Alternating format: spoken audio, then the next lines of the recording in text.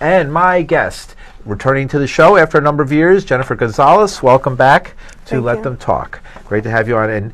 And it's a tragic story. We've been doing these tragic stories recently, and it seems like there's just no end to them. Your partner, you're the mother of the child of Kenny Lazo, and he was, for no better way to put it, beaten to death by the Suffolk County Police Department back in 2008. Correct. April 12th, 2008, and it's one of those stories. It's one of the worst ones in that there seems to be sort of an impunity here, where the police acted with total and abject impunity. Impunity meaning they could do anything they wanted and had no fear of any retribution or getting in trouble or anything happening to them or any investigation. Right. They didn't even bother covering it up. Right. Interesting story. All right, so here is how we want to remember Kenny Lazo, right? And there's an event coming up. It's the anniversary of his death, which will be in Long Island, the 7th anniversary. It's going to be at it's here at 12 to 4 p.m. 1630 Fifth Avenue, Bayshore, New York. So I know plenty of people who will get on the train and go out to Bayshore, and folks out there who might not be able to get this show on Long Island, but word of mouth will get it to them. So if you know people out there, give them a call, tell them about this event. All right. Now, this is how we want to remember Kenny Lazo, but there's another photograph I'm going to show, so I'm going to give people an opportunity to turn away for half a minute. But don't leave. Don't turn off the television or change the channel. But if you're easily disturbed by violent images, this is the time to look aside, but still listen. All right, this is the radio part of it. And here is Kenny after he was found dead. All right, and here he is with his son next to him. And as I said, I gave you warning out there in television land. Right. Okay, it's not every day we put somebody who's been beaten to death's picture on television, but sometimes you just can't escape from the reality of it, It's just real. All right, and so this is what happened to Kenny Lazo. All right, now, this sheet here has the story, but rather than me reading from the sheet, I'm going to pass it over to Jennifer Gonzalez, who's going to tell us from her own perspective. How did you find out? Did you get a phone call? How did you know that the person you had a child with, the person you loved, the person who's your partner is described, your significant other, your boyfriend, however you want to speak about it, how did you find out that he wasn't coming home? Well, we received a phone call in the middle of the night stating that Kenny had collapsed inside of the 3rd precinct, and he was brought to the hospital to have medical attention. There was never any discussion, and they never told us that he was involved with a brutal beating from the 3rd precinct.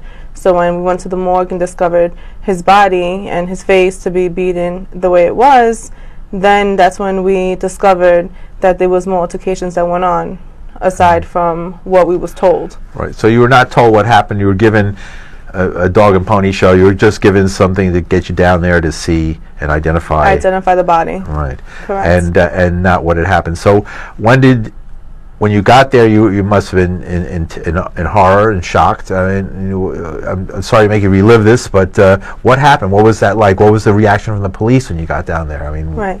Well, I wasn't there. His mother had went there. She identified the body, and when she seen his body the way it was, she knew automatically that there was something wrong, and the police had told her that they got involved in a fight, that he tried to run away from them on the southern state, and from there they wouldn't give us the results for the autopsy, so we ended up filing and having an independent autopsy done on Kenny, which revealed a lot more in depth what happened to him. It showed us that he was beaten while he was handcuffed, that his face was down on the ground while he was being beat, and he was also brought down to the 3rd precinct without any medical attention, and he was left there for about an hour before they even called the EMS to come take him to the hospital. There was also witnesses that were there in the lobby that witnessed the officers demonstrating how they beat Kenny and laughing and joking about it.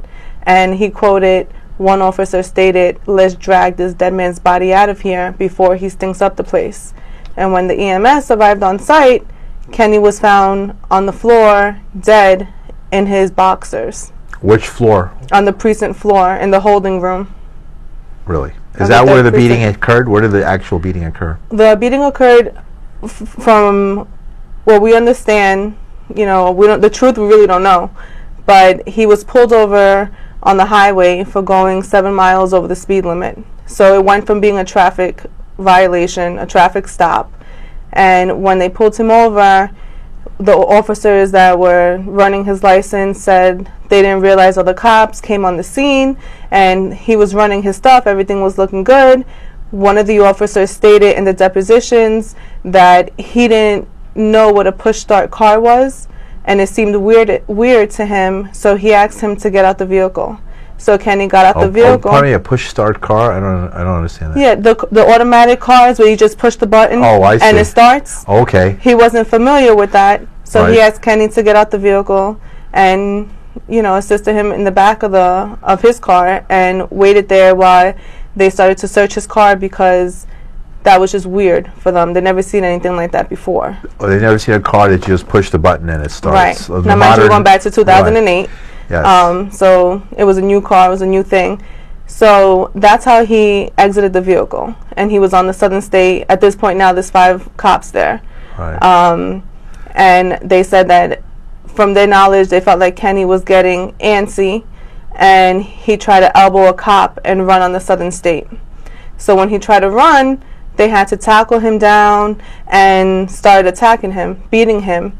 And the officers demonstrated in the depositions how they beat him and laughed and banged on the table so hard that they broke it. My water spilled all over the place. They showed no remorse. They were proud of what they did. They laughed and they joked, saying that they bit him in the butt. And so Bit him in the butt. Bit him in the butt. And they just joked about it. They didn't take it serious. They would just, each story was different. They just joked about it. They laughed, and you know, it wasn't.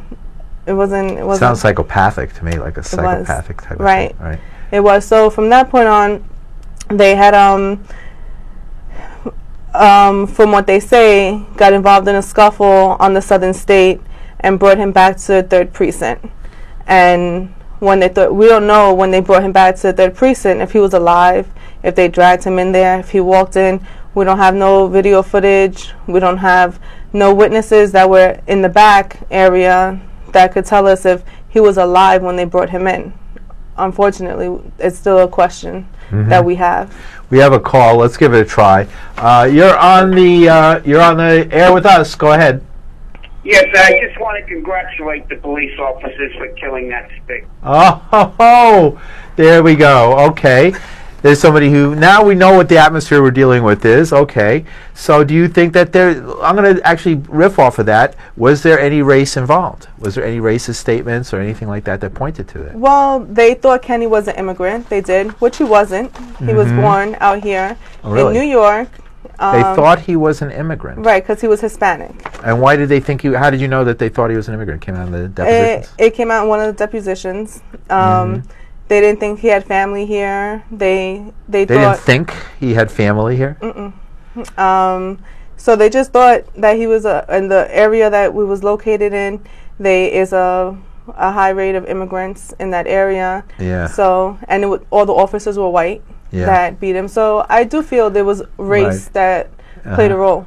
And there's an anti-immigrant feeling out in the East End of Long Island. It is many, and this might not have applied directly, but an anti-immigrant attitude, and people are hyped up because many people come out to work and all the mansions on the Far East End and do a lot of lawn keeping and things like that. And there's been problems at work locations where people wait around to get jobs and to be picked up for jobs. Right. And there's been these stories, right, that have happened in Long Island. I've read of people being killed because they thought they were, usually not by cops though, but by other racist people in that area. Other racists, yeah. Yeah, yeah. And they're targeted by the police as well. Right. So that's interesting. So that leaves open all kinds of possibilities of what the cops thought they were getting into and what they thought was happening and what they might really be feeling deep inside. Right, right. Okay, interesting. So what have you been doing to try, 7 years this isn't going on. what I like to know is what happened. Did the cops get in any trouble at all? Was there any grand jury? Was there any investigation? Was there anything? Yes. The case was presented to a grand jury. None of the cops were indicted, but the grand jury was not presented with Kenny's autopsy report, which states that it was a homicide, and they were not presented with the photos of his face beaten. So a lot of evidence that should have been presented to the grand jury was not. Okay. And there's been some issues now about secret grand jury proceedings. Are these proceedings secret?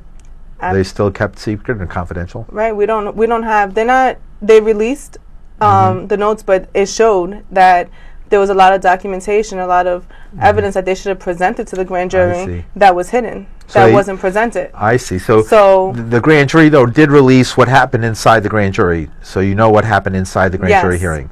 But one of the things you discovered was that evidence was not presented. Yes. Including that this was a homicide, including pictures that showed the extent of the beating, and anything else that might have. Okay, so you put your faith in the district attorney there. I mean, what do you think of the district attorney? I mean, do you have any faith in the county attorneys and the county prosecutors there? Absolutely not. It was a rude awakening to see how corrupt the system is. Really? You know, you could call me a little naive. You know, I thought that they would do the right thing. You know, if they did something wrong and they had wrongful actions, they would be the charges would be brought against them for what they did wrong. But it was a slap in the face, you know, to show that they just hide and cover up and protect each other. I have no faith in them. So not only I feel like we're fighting for Kenny's case, you know, the district attorney, but I feel like we're fighting the whole system. It's not just the district's attorney. Right. So they were all backing them, and there's a certain impunity there that's happening. All right. So, what was your next step? To go directly to the people? I mean, basically. Right. Well, we currently have a civil case that's pending. Within the next couple of months, it should be going to trial. We don't have a date yet. And they haven't settled? They haven't offered to settle? They haven't offered a settlement yet. And we're just waiting on a date for the civil case. But in the meantime... In that state court? Is that a state court case? Okay. Yes. In the meantime, we've been building with other organizations that are, you know, police brutality, racism, for immigrants, connecting with them. One main thing that Justice for Kenny Coalition does is connect with families directly. You know, we try to bring the families' involvement for those who had victims in their you know, victims or even individuals that are scared to speak up. You know, we try to connect with them and build with them, give them that comfort that they need, and try to give them the guidance that's needed as well. So this April 12th will be the 7th anniversary of the beating death of Kenny Lazo, and what are you doing on that day? On April 12th, we'll be holding the visual/march. More or less what we do is we gather, we do a lighting, a prayer on behalf of Kenny in front of the 3rd Precinct. We rally, we march, we chant, and we let the officers know we haven't forgot what you guys have done to Kenny, and amongst many others that have been victimized from that 3rd Precinct. So we stand there for Kenny and for other victims, and we hand out flyers, giving information on what happened to Kenny. We hand out information how they could get in contact with us, how we could try to help them, you know, if they have a case going on or if they've been a victim. And we try to give them resources to help them with whatever issues they may have going on. We also light candles. We write all the victims that have been killed by the 3rd Precinct on crosses. We leave it at the doors of the precinct to show them, like, this is how many lives that you've taken. And how many is it? I mean, in Suffolk County, do you have... In Suffolk County, last year, I believe it was around 40 killings just from Suffolk County alone. By police? Right. 40? Right. Yeah, not in the year. It goes back... right. So up till that last year, going back a number of years, it's been 40? 40 that are known. Okay. We came across a lot of unidentified killings. we Where the obviously- person wasn't known who was right, killed, the right? person wasn't known, and a lot of it's not reported. So it was just what we was able to dig up and find I see. was 40, but I can't even imagine what the numbers are. Okay, so this is common behavior, it seems. Okay, so contact information for folks who want to learn more. All right, we have a website is justiceforkenny.org. We also have our email address, which is justiceforkennylazo@yahoo.com. And we also have Twitter, which is justice4 Kenny Lazo. Okay, so I will be repeating that again later. Again, I just wanted to show a picture of, here's Kenny Lazo's a drawing, beautiful drawing of him, and he was a father. Tell us a little bit about Kenny. I mean, he was a good citizen. He was not a person who got in trouble or anything like that, right? Right. Well, Kenny was a good person. He was very lovable. He was a father, a brother, a son. He had a good heart. He always cared about his family. He did work hard. He was in the union, worked construction. He made good money. He, Did they make some allegation at first that they suspected him of drugs or something like that when they pulled him over? At first, no. At first, they did not. But after the story changed multiple times. The first story that they went with, and in the depositions, they said they pulled him over for going over the speed limit. One officer said they pulled him over for going over the speed limit.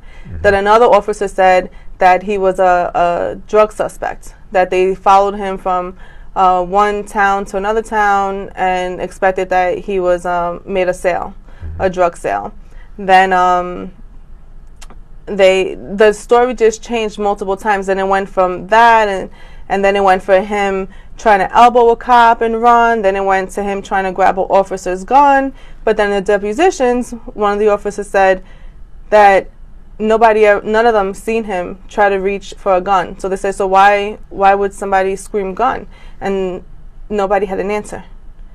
They didn't have an answer, so they didn't know why the word gun was, screamed. Obviously, they have technology. They could find his fingerprints on the gun if that was true. It's not the case because obviously it's not true. The story changed multiple times, and with each officer, it was different. So we really don't have one story to go with. Right. What really happened, it will never be told. Okay. And so you're hoping maybe with the lawsuit will the lawsuit, with the lawsuit you have some ability to ask questions and you've done these depositions. Do you ever expect to really know what happened? No, not anymore. I don't think the truth will fully be revealed, but going through with the civil lawsuit, it's I'm hoping to get some kind of closure, some kind of justice by having these officers have the charges brought against them for what they did wrong, having them pay for what they did. That's the only way we're going to get justice. There's no amount of money that can give us justice. What will give us justice, myself and other families, is having these cops, go to prison for murder, because that's what they did. They murdered Kenny.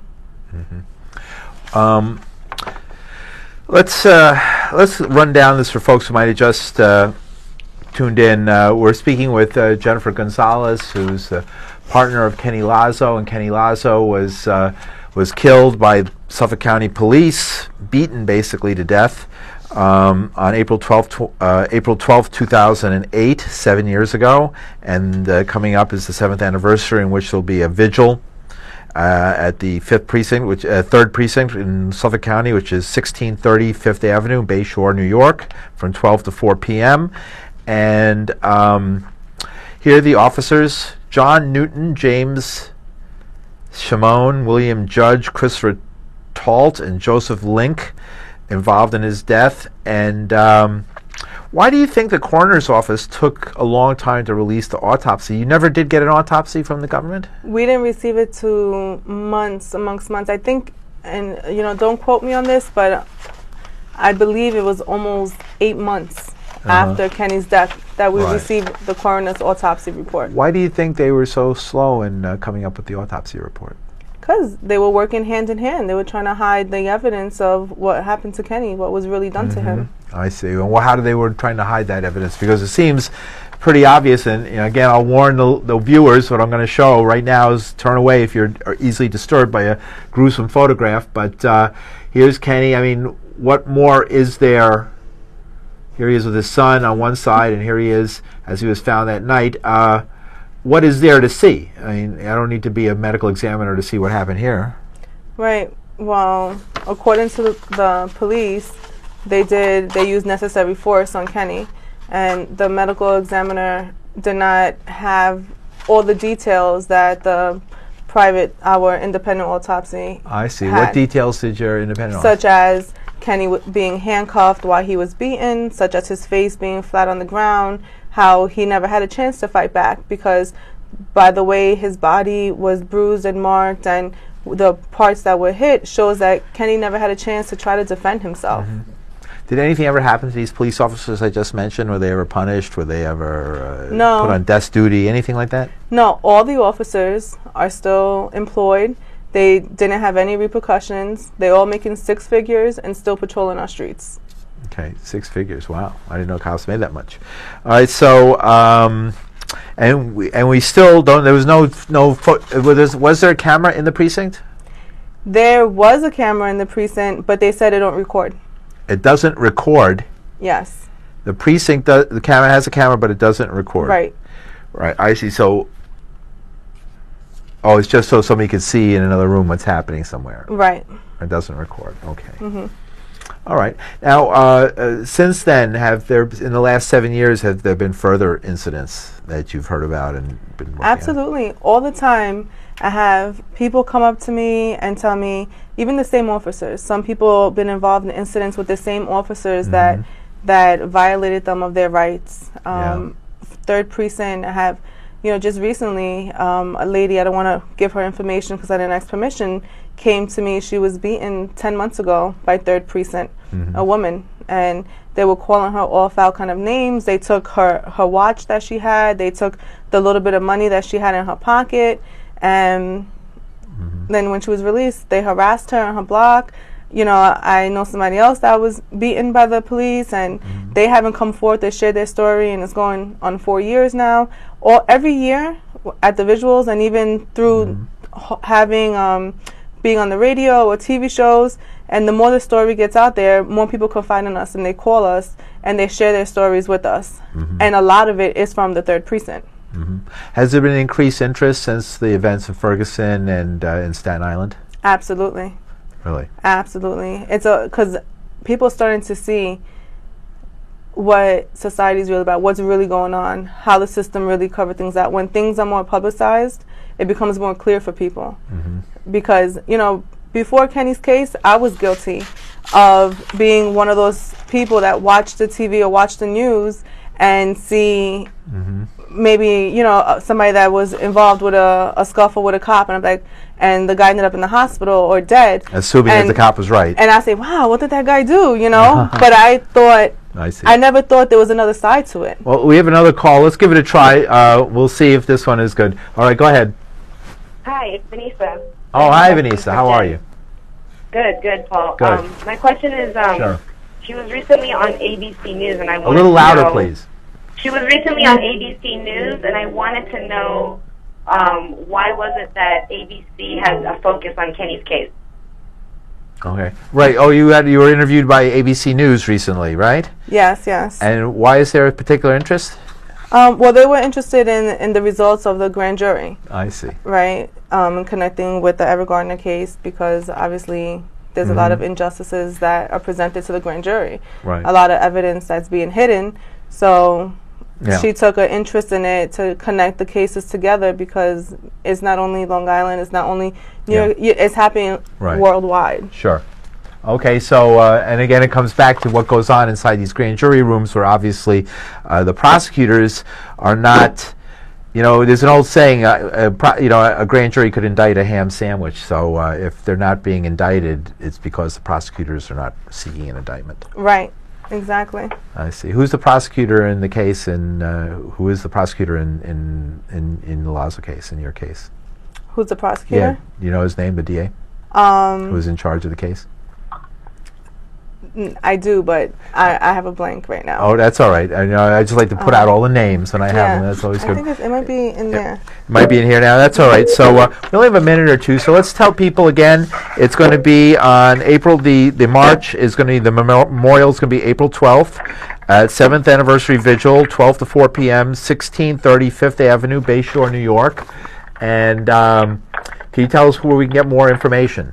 Yes, you can email us directly at justiceforkennylazo@yahoo.com. You can go on our website, justiceforkenny.org. You can also follow us on Twitter, Justice4 Kenny Lazo. All right, great. And last minute and a half, the personal family, you've had to raise, your son now alone, Right. or not with the father there. And how do you explain this to your son? What Well, happened? he knows what happened. He figured it all out when we started doing the visuals, the protests, and the news. It was on the news, the internet. He confronted me with it, and he knows what happened. But the way I tell him is that there's good and there's bad, and unfortunately, his father came across some bad ones, and we're going to keep fighting until we get justice for him, and so it could prevent another family to go through what we've been going through. Does your son come to these vigils as well? Does he Yes, he attend? does. He does. Great. That's very interesting. And what do you hope, last half a minute, will come of this in the end? We want justice. We want the cops to be penalized for all their actions. We want them to be held accountable for all the wrongful doings that they've done to Kenny and to all the other families. That's the only way that we're going to get justice. Okay. And do you think that justice will be these policemen actually going to jail for what they did? Absolutely. They need to pay the same way I would pay if I committed a crime. They committed crimes. They murder people. They violate people of their rights. They should be held accountable for their actions. Very good. All right, thank you, Jennifer Gonzalez, for joining us on Let Them Talk. Very interesting program, and we'll see you next week. We're going to have somebody from the Kai Gurley family next week, and Cynthia White from the parents groups the week after that. So we'll see you then. Take care. Thank you.